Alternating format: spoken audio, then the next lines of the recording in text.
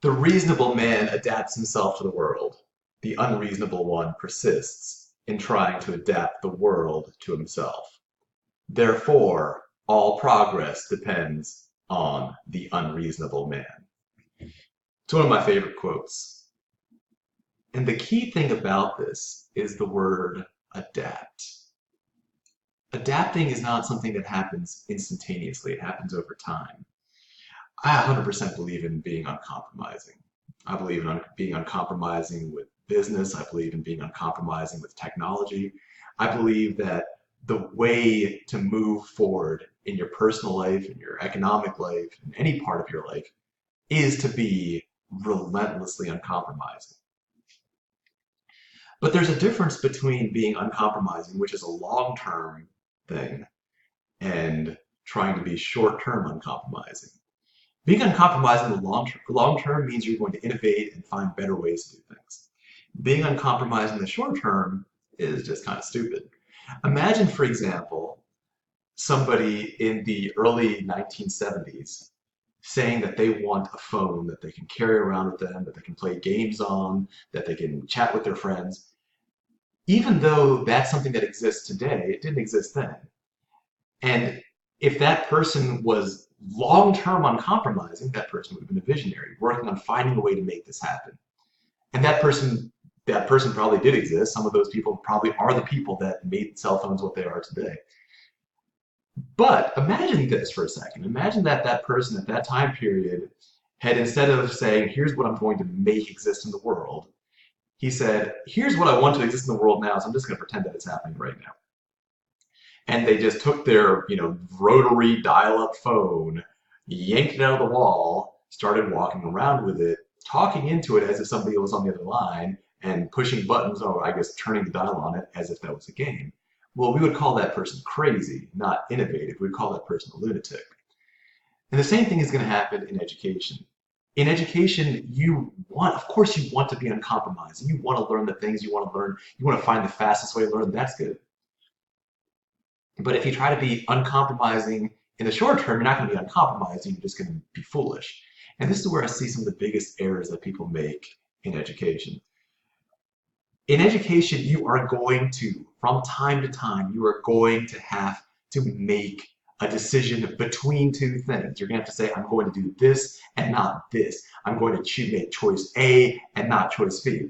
Now, many of you either know or have probably figured out that in my high school, I had some of the highest grades in the school, the highest grades in many classes, if not most classes. I also had by far the highest standardized test scores. But you know what I didn't have? Didn't have a good attendance record. You know why? Because there were days where I had to make a choice between studying a few extra days for a standardized test, or even a couple of weeks for a standardized test, or going to school. Both of those are good things. I didn't hate going to school, and by not going to school, obviously I would get behind in some classes. I mean, no matter how good you are at academics, just not being there is going to give you a disadvantage. I made that choice. I sacrificed one thing for something else. I took a small loss for a big gain.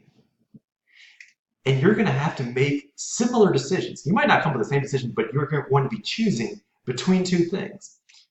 And you're going to have to make a clear and conscious decision. Running on autopilot, that's a decision. It's a stupid decision, but it's a decision. Just going with inertia and doing what everybody else does, that's a decision. That's a bad decision. So now I want to put you in a real situation, right?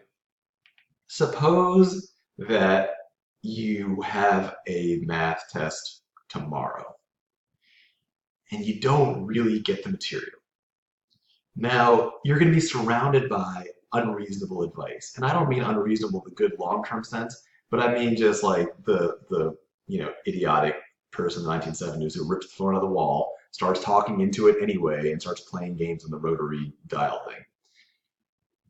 Some people are going to give you impossible advice. You should have studied more in the past. Well, yeah, no kidding, but since you don't have a time machine, that's not a really good, really useful advice right now. You can do that differently next time. I recommend that you do it differently next time.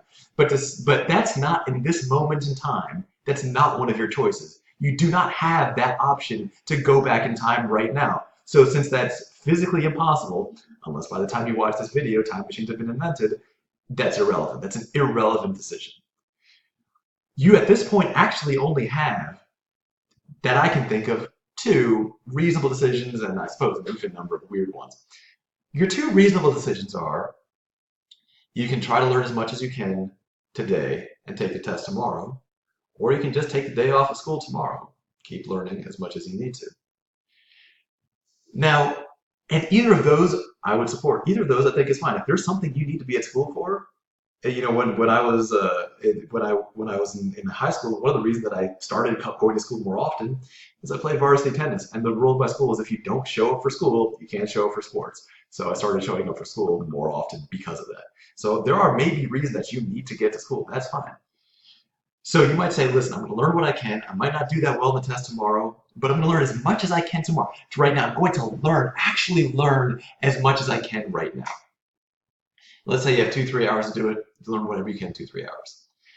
The other option is you say, I want to learn this well. I want to learn this material, so I'm going to take the day off. I'm going to work with myself, and work with form method, or work with a tutor. Doesn't matter what. I'm going to learn this material. I'm going to take it one day late. That's also a perfectly good choice.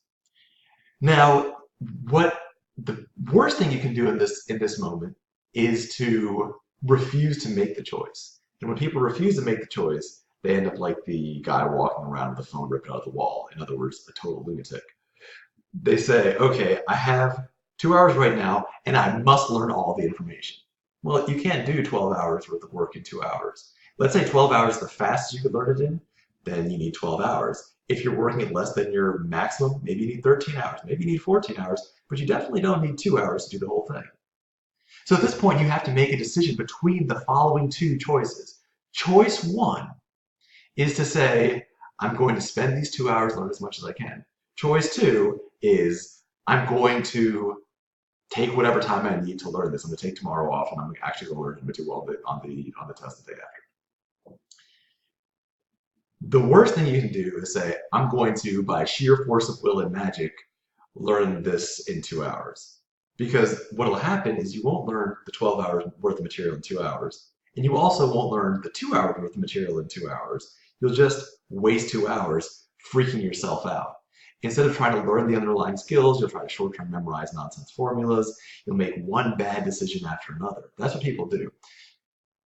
And that comes from a failure to recognize reality. And there is a big difference between saying, I don't want to face reality versus I want the world to adjust to me. Now, if you want to, over the next 20 years, work on ways where you can learn that material in 2 hours, I strongly encourage you to do that. And I strongly encourage you to consider employment and form method, because that is what we do over here. We figure out ways to learn things that would normally take 20, 30, 40 hours and figure out how to do them in 2 hours. And if we can do it in 2 hours, fantastic. But we probably can't do it in 1 hour yet. Maybe another 20 years we'll be able to, and maybe that'll happen with your help. But if this is a short-term decision you need to make right now, then decide between the available alternatives. Don't worry about the past. The past is over. You don't have a time machine.